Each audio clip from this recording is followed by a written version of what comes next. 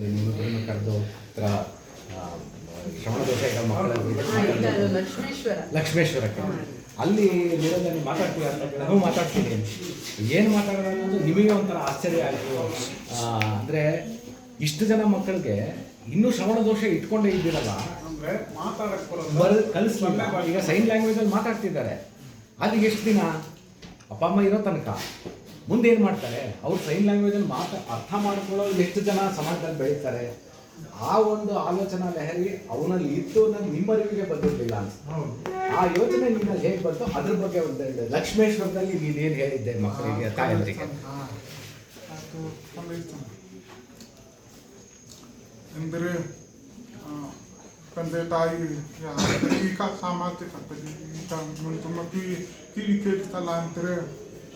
ಏನೋ ಅಸೂಯೆ ಪಡೆಯೋದು, ಏನೋ ಮಾಡೋದು ಮಾಡ್ತಾರೆ ಅಂದರೆ ಒಂದು ದೂರಕ್ಕೆ ಕೊಡಲ್ಲ. ಆಕ್ಚುಲಾಗಿ ಒಂದು ಆಶ್ರಮಕ್ಕೆ ಸೇರಿಸ್ತಾರೆ, ಇಲ್ಲ ಒಂದು ಕಡೆ ಎಲ್ಲ ಬಿಟ್ಟು ಹೋಗ್ತಾರೆ.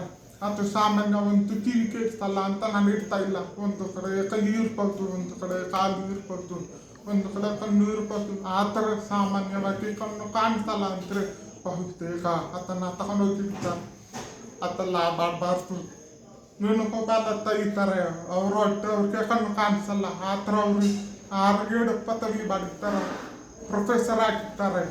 ಇದೆ ಅವರಿಗೆ ಸಾಧನೆ ಮಾಡೋಕ್ಕೆ ಆಗುತ್ತೆ ಅಂದಮೇಲೆ ಸುಮ್ಮನೆ ಕಣ್ಣು ನೀರು ಮಾಡ್ತೀವಿ ಅಂತ ನನ್ನ ಅಭಿಪ್ರಾಯ.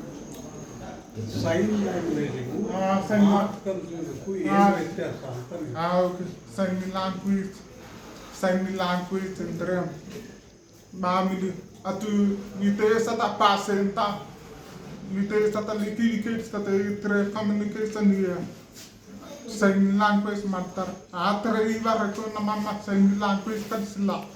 ನೀನು ಮಾಮೂಲಿ ಎತ್ತಾಕಿ ಮಾಮೂಲಿ ಮಾತಾಡಬೇಕು ನೀನು ಅಂತ ಅವ್ರಿಗೆ ಆಸೆ ಇತ್ತು. ಅದನ್ನ ಮಾಡಿರ್ತಾರೆ. ನಮ್ಮ ಕರೆಕ್ಟಾಗಿ ಮಾತಾಡೋದು ಅಂದರೆ ಸ್ವಲ್ಪ ನಾರ್ಮಲ್ ಆಗಿ ನಾನು ಇವಾಗ ಹಿಡ್ತೀನಿ ಎಟ್ಟು ಕಿವಿ ಕೇಳಿಸಲ್ಲ ಅಂದರೆ ನಾರ್ಮಲ್ ಆಗಿ ಮಾತಾಡ್ತಾರಲ್ಲ, ಅಷ್ಟು ಲೆವೆಲಿಗೆ ಹೋಗೋಕ್ಕೆ ಸಾಧ್ಯನೇ ಇಲ್ಲ.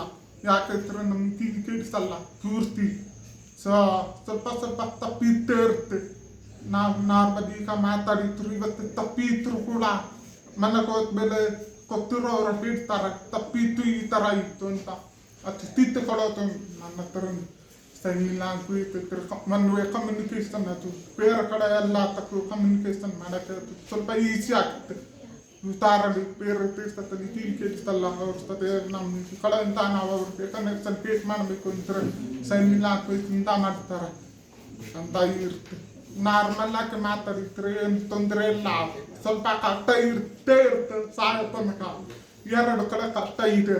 ನೀನು ಸೈನ್ ಲ್ಯಾಂಗ್ವೇಜ್ ಮಾಡಿದ್ರೆ ಕಷ್ಟ ಇದೆ. ನೀನು ಮಾತು ಕಲಿತು ಸಮಾಜದಲ್ಲಿ ಮಾತಾಡ್ತಾ ಇದೆಯಾ ಅದ್ರ 2 ಕಷ್ಟ ಇದ್ದೇ ಇದೆ. ಅದು ನೀನು ನೆನಪಿಟ್ಟು ಇಟ್ಕೋಬೇಕು. ಏನೇ ಆಗ್ತಿದ್ರು ಸಾಧಿಸುವ ಸಲ ಇರಬೇಕು ನಿಮಗೆ. ಇಷ್ಟು ಹೇಳಕ್ಕೆ ಇಷ್ಟಪಡ್ತೀನಿ.